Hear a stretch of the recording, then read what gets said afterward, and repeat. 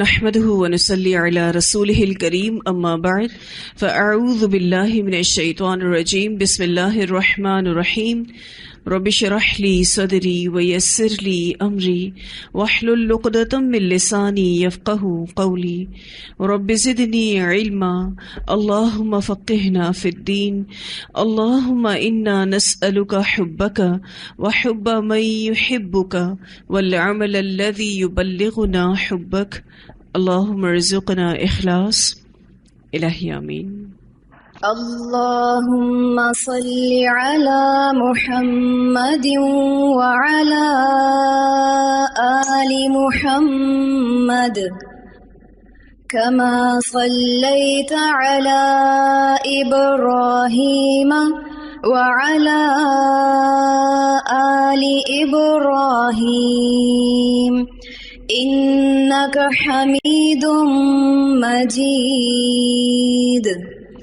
اللهم بارك على محمد وعلى آل محمد كما باركت على إبراهيم وعلى آل إبراهيم إنك حميد مجيد۔ يا أيها النبي إنا أرسلناك شاهدا ومبشرا ونذيرا وداعيا إلى الله بإذنه وسراجا منيرا وبشر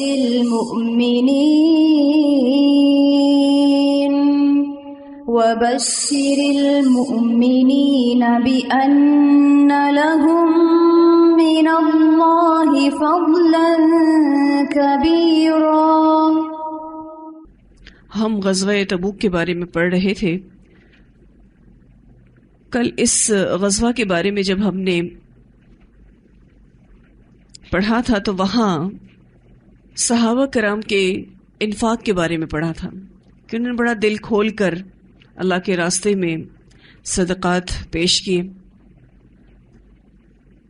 جس میں سیدنا ابو بکر صدیق رضی اللہ تعالیٰ عنہ کی بے مثال قربانی کے بارے میں ہم نے پڑھا تھا کہ انہوں نے اپنے گھر کا سارا سامان غزوہ تبوک کے لیے صدقہ کر دیا تھا۔ یہ وہ ہستی ہیں کہ جن کے بہت سے احسانات امت مسلمہ پر ہیں۔ آپ رضی اللہ تعالیٰ عنہ نے ہمیشہ اسلام اور مسلمانوں کے لیے بہترین خدمات کا نذرانہ پیش کیا۔ اس بارے میں نبی اکرم صلی اللہ علیہ وسلم فرماتے ہیں، جس شخص نے ہم پر کوئی احسان کیا ہم نے اس کے احسان کا بدلہ چکا دیا سوائے ابو بکر کے۔ بلا شبہ اس نے ہم پر جو احسان کیا ہے اس کا بدلہ اسے قیامت کے روز اللہ تعالیٰ ہی دے گا۔ مجھے کسی کے مال نے کبھی اتنا فائدہ نہیں دیا جتنا فائدہ ابو بکر کے مال نے پہنچایا ہے۔ اگر میں کسی کو اپنا خلیل یعنی گہرا دلی دوست بناتا تو ابو بکر کو بناتا۔ خبردار تمہارا نبی اللہ کا خلیل ہے۔ اسے ترمذی نے روایت کیا ہے۔ آپ کے اتنے محبت برے کلمات سن کر ابو بکر صدیق آپ دیدہ ہو گئے، رونے لگے اور کہنے لگے، اے اللہ کے رسول، میں اور میرا مال آپ ہی کا تو ہے۔ یہ روایت کا حصہ ابن ماجہ میں آتا ہے۔ حضرت عمر رضی اللہ تعالیٰ عنہ کی دلی تمنا تھی کہ کبھی وہ بھی ابو بکر صدیق پر سبقت لے جائیں۔ وہ فرماتے تھے کہ غزوہ تبوک کے موقع پر میرے پاس اتنا مال موجود تھا کہ مجھے خیال ہوا کہ آج میں ابو بکر پر سبقت لے جاؤں گا، لہٰذا میں فوراً اپنا آدھا مال لے کر رسول اللہ صلی اللہ علیہ وسلم کی خدمت میں حاضر ہوا اور آدھا مال گھریلو ضروریات کے لیے اہل خانہ کے حوالے کر دیا۔ آدھے پیسے لے آئے اور آدھے گھر والوں کے لیے چھوڑ آئے تھے۔ میں نے سوچا کہ آج ابو بکر سے جیتنے کا سنہری موقع ہے۔ اگر آج بھی نہ جیت سکا تو کبھی نہ جیت سکوں گا۔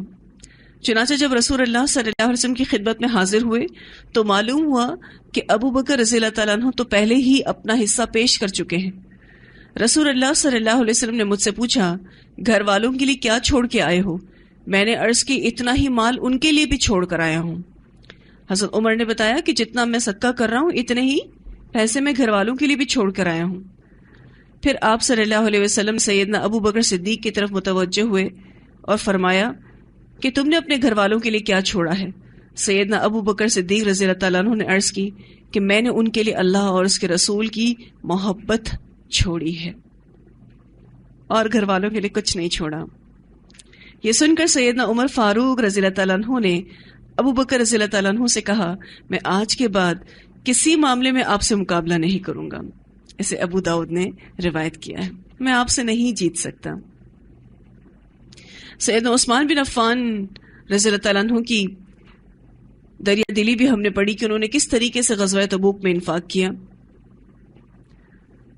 ویسے تو حضرت عثمان ہر موقع پر اپنی دولت اسلام اور مسلمانوں کی خدمت کے لیے پیش کرتے رہے۔ مدینہ منورہ میں مسلمانوں کے لیے پانی کا بندوبست کرنا ہو یا مسجد نبوی کی توسیع ہو، خیر و خوبی کا کوئی بھی کام ہو، سیدنا عثمان اس میں پیش رہتے تھے، بہت آگے رہتے تھے۔ غزوہ تبوک کے موقع پر جو انہوں نے اتنا بڑا انفاق کیا، ان کو اللہ کے رسول صلی اللہ علیہ وسلم سے جنت کی بشارت بھی ملی۔ علامہ ابن اسحاق رحمہ اللہ فرماتے ہیں کہ سیدنا عثمان بن عفان رضی اللہ تعالیٰ عنہ نے غزوہ تبوک کے موقع پر اتنی عظیم رقم خرچ کی کہ کوئی اور صحابی اتنی رقم خرچ نہ کر سکا۔ سب سے زیادہ پیسہ انہوں نے لگایا۔ سیدنا عبد الرحمن بن خباب رضی اللہ عنہ بیان کرتے ہیں کہ میں نبی اکرم صلی اللہ علیہ وسلم کی خدمت میں حاضر ہوا۔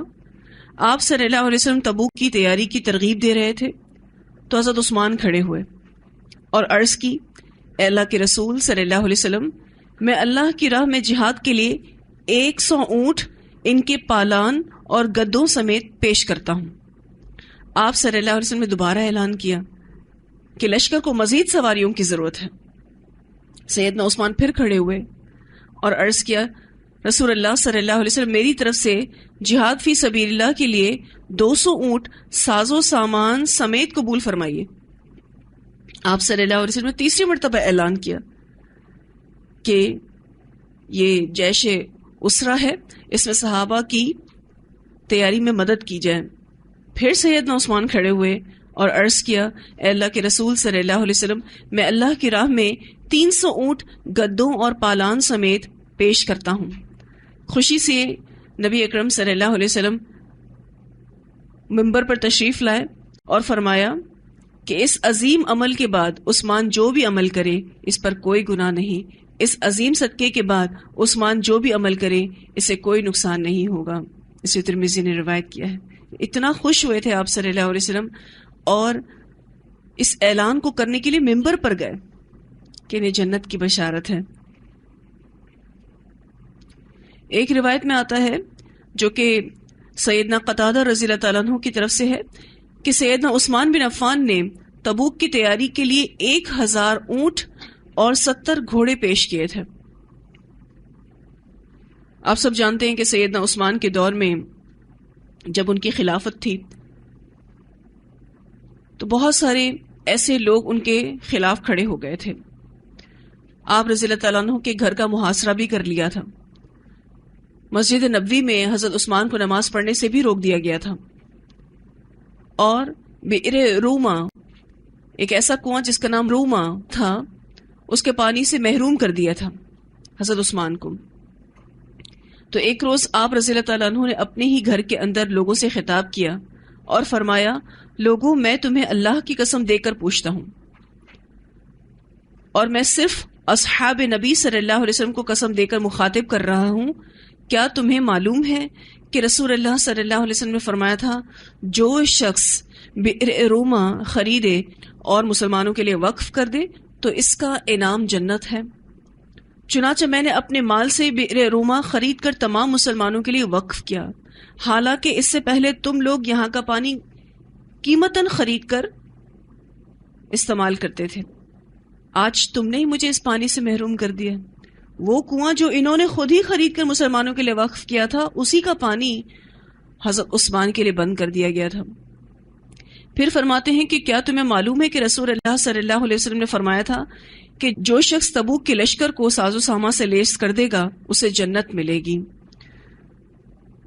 سیدنا عثمان رضی اللہ تعالیٰ عنہ فرماتے ہیں کہ رسول اللہ صلی اللہ علیہ وسلم کا یہ ارشاد سن کر میں نے اس لشکر کو تیار کیا حتیٰ کہ مجاہدین کو اونٹوں کی نکیل اور رسیاں تک مہیا کی، اونٹوں کی نکیل اور رسیاں تک مہیا کی، ان کی ہر ضرورت پوری کی، حتیٰ کہ مشکیزوں کی رسیاں تک فراہم کی۔ حضرت عثمان سب کو کہہ رہے ہیں۔ یہ سن کر تمام حاضرین نے گواہی دی کہ جی ہاں، آپ کے احسانات ہمیں یاد ہیں۔ اس پر سیدنا عثمان رضی اللہ تعالیٰ عنہ نے اپنے ہاتھ بلند کر کے اللہ سے التجا کی، اللہم اشہد، اللہم اشہد، اللہم اشہد، اے اللہ تو ہی گواہ رہنا، اے اللہ تو ہی گواہ رہنا، اے اللہ تو ہی گواہ رہنا۔ اسے بخاری نے روایت کیا ہے۔ عبد الرحمن بن سمورہ رضی اللہ تعالیٰ عنہ بیان کرتے ہیں کہ سیدنا عثمان رضی اللہ تعالیٰ عنہ نے 1000 اشرفیاں لے کر نبی اکرم صلی اللہ علیہ وسلم کو تبوک کی تیاری کے لیے پیش کیے۔ انہوں نے یہ اشرفیاں رسول اللہ صلی اللہ علیہ وسلم کی جھولی میں ڈال دیں۔ رسول اللہ صلی اللہ علیہ وسلم بہت خوش ہوئے اور آپ خوشی سے ان اشرفیوں کو اپنی جھولی میں اچھال رہے تھے اور فرما رہے تھے، آج کے بعد عثمان جو بھی عمل کرے وہ اس کے لیے نقصان دہ نہیں ہوگا، آج کے بعد عثمان کوئی بھی عمل کرے وہ اسے نقصان نہیں پہنچائے گا۔ سیرت ابن ہشام میں آتا ہے کہ آپ صلی اللہ علیہ وسلم نے فرمایا، اے اللہ عثمان سے راضی ہو جا، بے شک میں اس سے راضی ہوں۔ اسے ترمذی نے روایت کیا ہے۔ اتنا خوش ہوئے تھے۔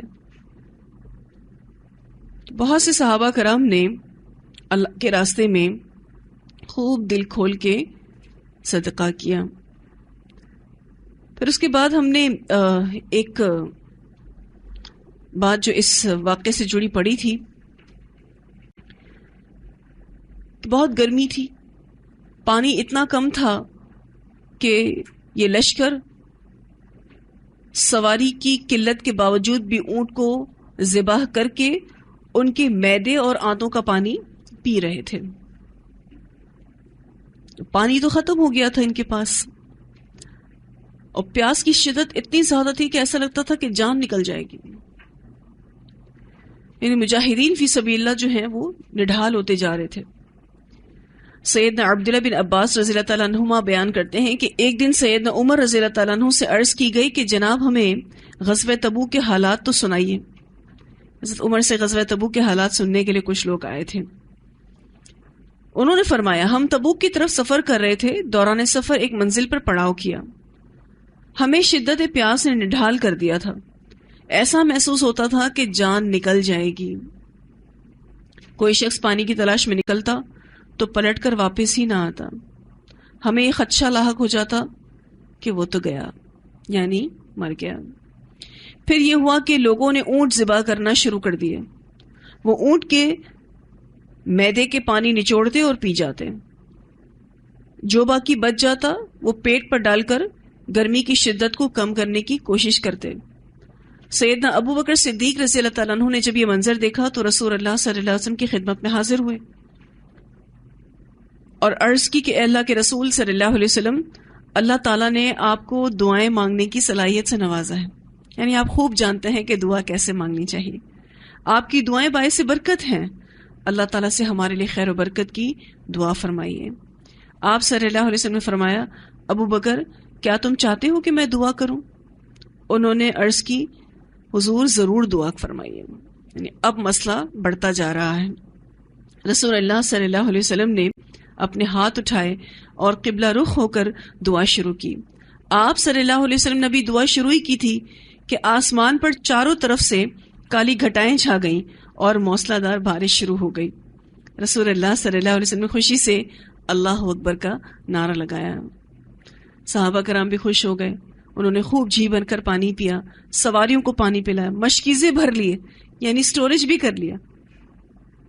یہ سارا منظر اہل ایمان کے لیے تو ایمان بڑھانے کا سبب بنا، لیکن منافقین اس موسلادھار بارش سے جل رہے تھے اور ان کا مرض انہیں بے چین کر رہا تھا۔ آپ کو پتا نا، منافقت ایک ایسی بیماری ہے جو انسان کو اندر سے بے چین کیے رکھتی ہے۔ سیدنا ابو سعید خدری رضی اللہ عنہ بیان کرتے ہیں کہ میں نے ایک منافق سے کہا تیرا ستیہ ناس، کیا اس معجزے کے بعد بھی تجھے عقل نہیں آ رہی؟ یہ بھی معجزہ ہے، آپ صلی اللہ علیہ وسلم نے یہاں دعا کی، یہاں بارش شروع ہو گئی۔ وہ جل کر بولا یہ کون سی بڑی بات ہے، ایک بادل آیا اور برس گیا، یعنی اس میں کون سی بڑی بات ہے؟ بارش کی ہو جانے سے کون سا معجزہ ظاہر ہو رہا ہے؟ یہ منافقین جو تھے یہ بڑی بڑی اللہ کی نشانیاں دیکھتے تھے، لیکن اس کے باوجود بھی ایمان میں آگے نہیں بڑھتے تھے۔ اس کے علاوہ ہم نے اسی واقعے میں یہ پڑھا تھا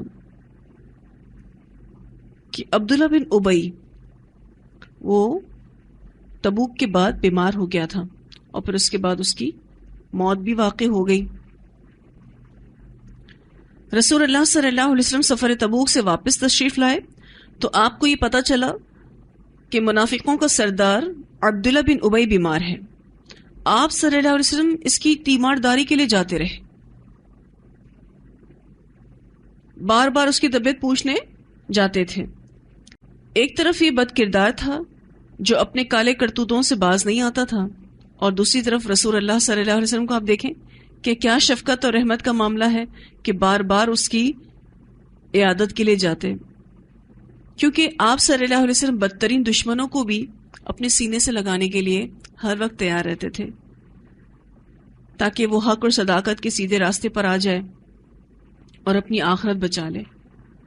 لیکن عبداللہ بن ابی ہدایت نہیں پا سکا۔ ہدایت اللہ کس کو دیتا ہے؟ جو واقعی ہدایت کا طلبگار ہو۔ اس کی سب سے بڑی مثال ہے، وہ 20 دن مسلسل بیمار رہا اور آپ صلی اللہ علیہ وسلم مسلسل اس کی تیمارداری کے لیے تشریف لے جاتے رہے۔ ایک دن آپ اس کی خیریت دریافت کرنے پہنچے تو اس کی طبیعت بہت خراب تھی۔ آپ صلی اللہ علیہ وسلم نے فرمایا اللہ کی قسم میں تمہیں یہودیوں سے دوستیاں بڑھانے سے منع کرتا ہوں، یہ یارانے چھوڑ دو، یہودیوں کے ساتھ جو تمہارے اتنی دوستیاں ہیں اس کو ختم کر دو۔ آپ کا یہ ارشاد سن کر وہ کہنے لگا کہ اسد بن زرارہ نے یہودیوں سے بغض رکھا تو اسے کیا فائدہ ہوا؟ اب ایک صحابی کا نام لے کے جو کہ مخلص صحابی تھے ان کا نام لے کے کہتا ہے کہ یہودیوں سے اس نے بغض رکھا، اس کو کیا فائدہ ہوا؟ یعنی یہودیوں سے دوستیاں رکھنے سے ہمیں فائدہ ہوتا ہے۔ ہم سب پڑھ چکے ہیں نا کہ منافقین مفاد پرست ہوتے ہیں، اپنے مفاد کے لیے جیتے ہیں۔ حالانکہ اسد بن زرارہ رضی اللہ تعالیٰ عنہ ایک مخلص صحابہ تھے اور وہ بیعت عقبہ میں قبول اسلام سے سرفراز ہونے والے خوش نصیبوں میں تھے اور غزوہ بدر سے قبل وفات بھی پا گئے تھے۔ پھر عبداللہ بن ابی کہنے لگا کہ اے اللہ کے رسول یہ ملامت کا وقت نہیں ہے، یعنی اب وہ ٹائم نہیں ہے کہ آپ مجھے سمجھائیں، مجھے ملامت کریں، اب میری موت کا وقت قریب آ گیا ہے، اگر میں فوت ہو جاؤں تو غسل کے وقت آپ موجود رہیے گا، مجھے اپنی قمیص عطا کیجیے گا، میں اسے اپنا کفن بنانا چاہتا ہوں۔ اچھا اس کی یہ باتیں سن کر آپ کو کیا لگ رہا ہے؟ کتنا مخلص مسلمان ہے اور اس کو کتنی اپنی آخرت کی فکر ہے۔ آپ صلی اللہ علیہ وسلم نے اسے اپنی قمیص دینے کا وعدہ کر لیا۔ پھر اس نے مزید ریکویسٹ کی، التجا کی کہ آپ میرے لیے استغفار کیجیے اور میری نماز جنازہ بھی پڑھائیے۔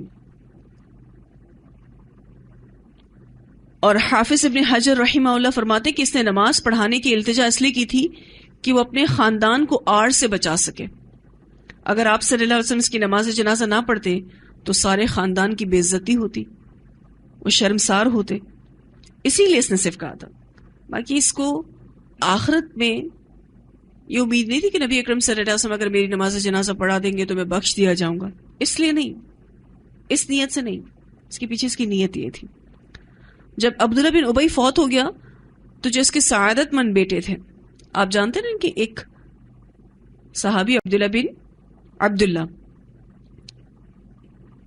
مخلص صحابہ تھے، لیکن وہ بیٹے عبداللہ بن ابی کے تھے، وہ آپ صلی اللہ علیہ وسلم کی خدمت میں حاضر ہوئے۔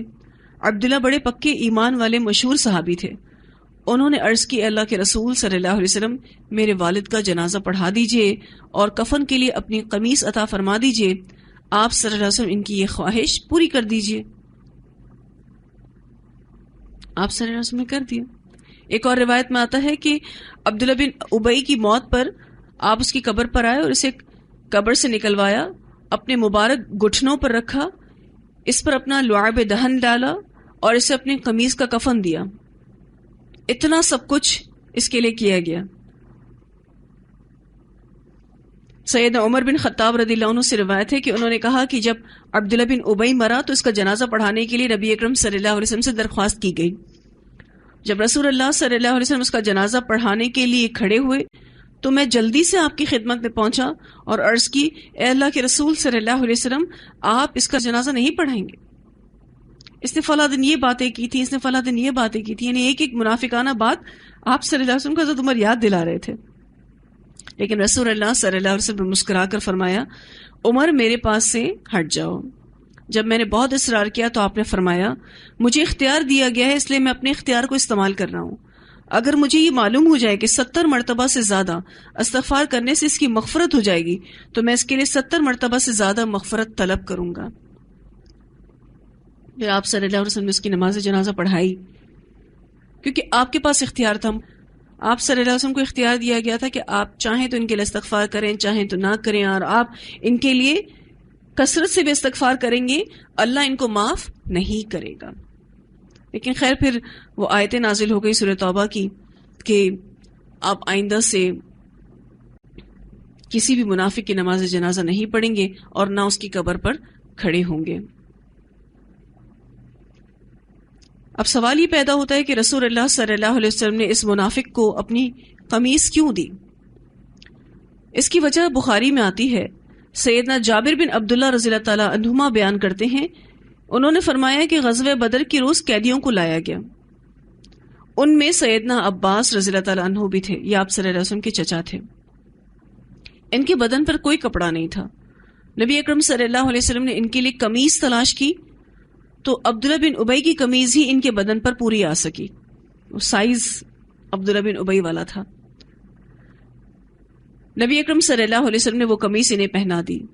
اس لیے نبی اکرم صلی اللہ علیہ وسلم نے اپنا کرتا اتار کر عبداللہ بن ابی کو مرنے کے بعد پہنا دیا. نبی اکرم صلی اللہ علیہ وسلم پر جو اس کا احسان تھا آپ نے چاہا کہ وہ اتار دیا جائے.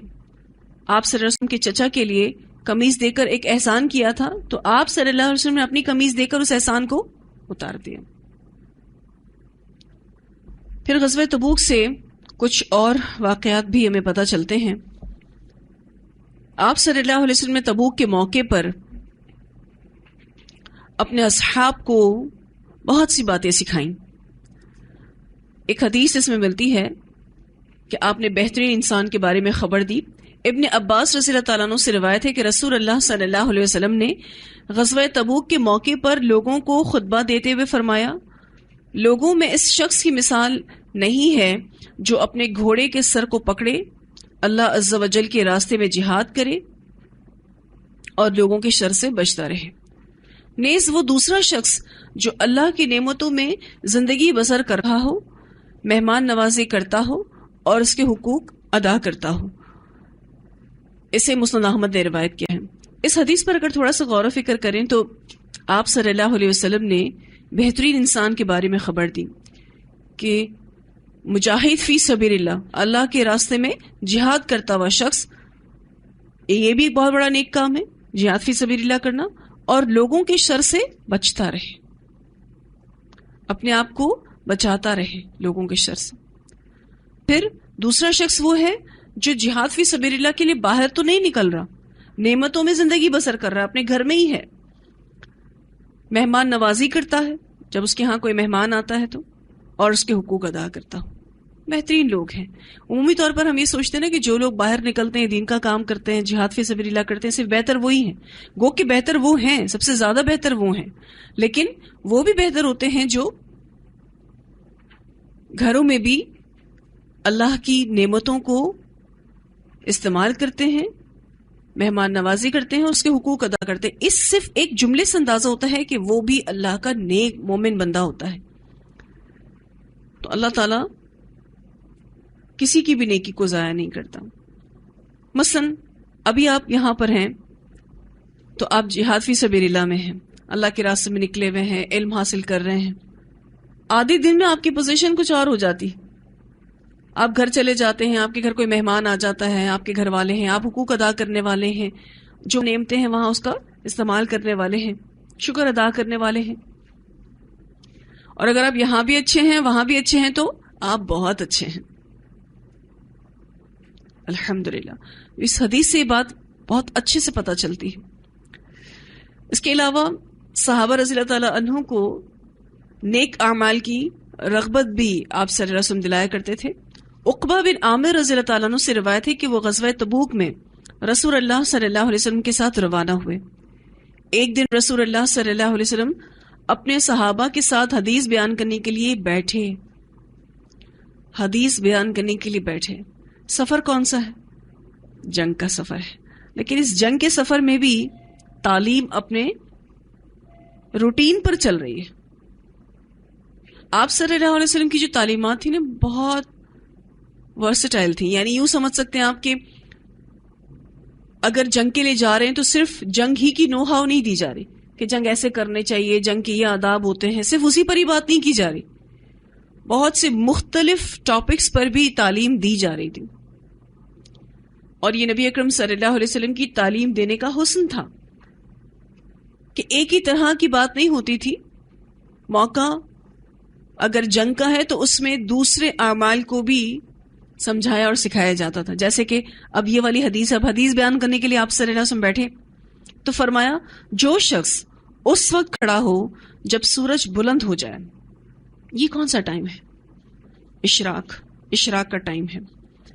پھر خوب اچھی طرح وضو کر لے اور 2 رکعت نماز پڑھ لے. اس کے سارے گناہ اس طرح معاف کر دیے جائیں گے گویا اس کی ماں نے اسے آج ہی جنم دیا ہو. اب آپ فجر پڑھ چکے ہیں, پھر اس کے بعد آپ اس حدیث پر عمل نہیں کر سکتے کہ مثلا مستقل بیٹھے ہوئے ہیں, اذکار کر رہے ہیں, ذکر کر رہے ہیں, اور پھر اس کے بعد آپ 2 رکعت اشراق کے پڑھ کے اٹھتے ہیں. اس کا اجر پتہ ہے کسی کو؟ 1 حج اور 1 عمرے کا ثواب ہے. اور آپ صلی اللہ علیہ وسلم نے فرمایا مکمل حج اور عمرے کا ثواب ہے. یعنی 3 بار آپ نے کہا مکمل, کامل. لیکن بہت سارے ایسے لوگ ہوتے ہیں جن کو فجر کی نماز کے بعد اپنی کچھ ذمہ داریوں کو نبھانا ہوتا ہے, وہ مستقل اس طرح سے عبادت نہیں کر سکتے, تو وہ اس حدیث پر عمل کر سکتے ہیں. آپ صلی اللہ علیہ وسلم نے فرمایا جو شخص اس وقت کھڑا ہو جب سورج بلند ہو جائے, پھر خوب اچھی طرح وضو کرے, 2 رکعت نماز پڑھ لے, اس کے سارے گناہ اس طرح سے معاف کر دیے جاتے ہیں گویا اس کی ماں نے آج ہی اس کو جنم دیا ہو.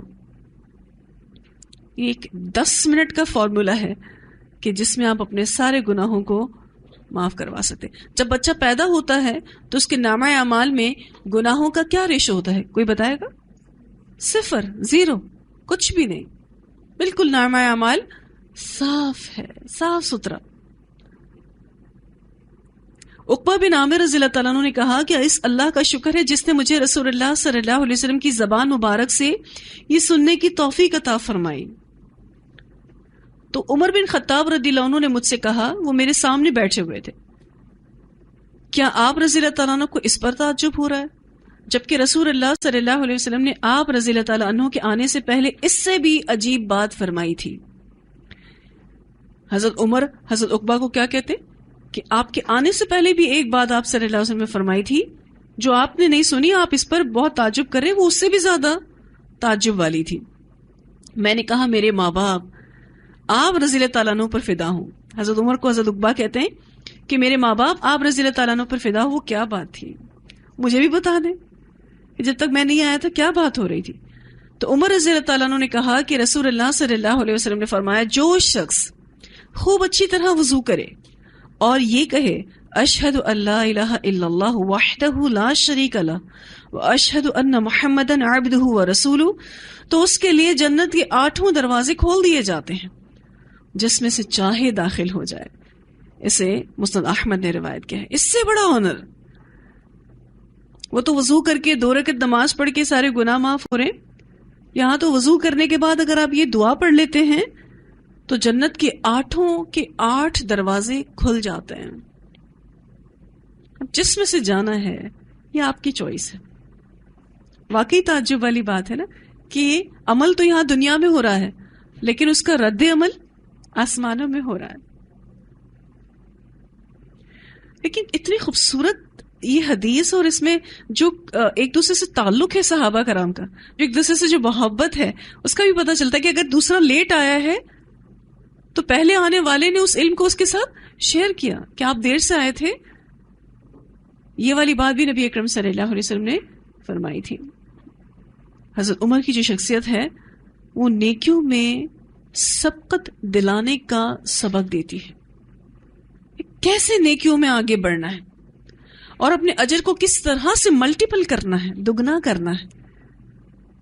مثلا آپ نے کسی حدیث کو سنا، آپ اس پر خود عمل کر رہے ہیں، لیکن اگر آپ وہی حدیث کسی اور کو بتا دیتے ہیں اور وہ بھی اس کو عمل کر رہا ہے تو آپ نے تو اپنے عمل کو ملٹیپل کر دیا. یہ شوق اگر ہمیں لگ جائے نا کہ ود ریفرنسز ہم لوگوں کو عمل کی طرف راغب کرنے والی حدیثوں کو بتا سکیں، یقین کیجئے نہ بڑا صدقہ جاریہ ہے. اور اس شخص نے اگر عمل میں لانے کی کوشش کر لی اور اس کو آگے بڑھانے کی کوشش کر لی تو وہ اور بڑھتا جائے گا، ملٹیپل ہوتا جائے گا، کئی گنا ہوتا جائے گا. اب یہ حدیث صرف پڑھنے کی حد تک نہیں ہے، اس کو عمل میں بھی لانا ہے. کون سے 2 عمل ہیں جو اس میں بتائے گئے؟ اشراق کی نماز، اچھا کامل وضو کیا اور 2 رکعت نماز پڑھ لی، اس احساس کے ساتھ کہ میرے سارے گناہ معاف ہو جائیں گے. آپ صلی اللہ علیہ وسلم نے کہا ہے یہ میرا ایمان ہے، یہ کہتے ہوئے، یہ ایمان رکھتے ہوئے پڑھیں اس کو. اور دوسرا عمل وضو کے بعد یہ دعا، دیکھنے میں کتنا آسان ہے. یہ پہلا والا عمل تو 10 منٹ کا فارمولا ہے وتھ وضو، ٹھیک ہے. مختصر سے اگر آپ نماز پڑھتے ہیں کامل رکوع اور سجود کے ساتھ تو 10 منٹ کا فارمولا. اور وضو کے بعد جو یہ دعا پڑھنی ہے یہ تو بہت ہی مختصر ہے. آپ دن میں 5 نمازوں کے لیے مستحب ہے کہ نئے وضو کے ساتھ نماز پڑھیں، ٹھیک ہے. اگر وضو برقرار ہے تو آپ اسی وضو کے ساتھ بھی نماز پڑھ سکتے ہیں، لیکن مستحب عمل ہے کہ آپ ہر نماز کے لیے نیا وضو کریں. وہ الگ نہیں کی ہے کہ اگر آپ فجر کے بعد سے بیٹھے ہوئے اذکار کرتے رہتے ہیں اور پھر آپ اشراق پڑھ کے اٹھ رہے ہیں تو آپ دیکھیں تو صحیح اجر کیا بتایا جا رہا ہے کہ ایک حج اور ایک عمرے کا مکمل ثواب ہے. بہت بڑی بات ہے. حج کتنا مشکل ٹاسک ہے، عمرہ کتنا مشکل ٹاسک ہے. گو کہ اس سے حج کی فرضیت ساقط نہیں ہوتی، لیکن نامہ اعمال میں اس کے برابر اجر لکھا جا رہا ہوتا ہے.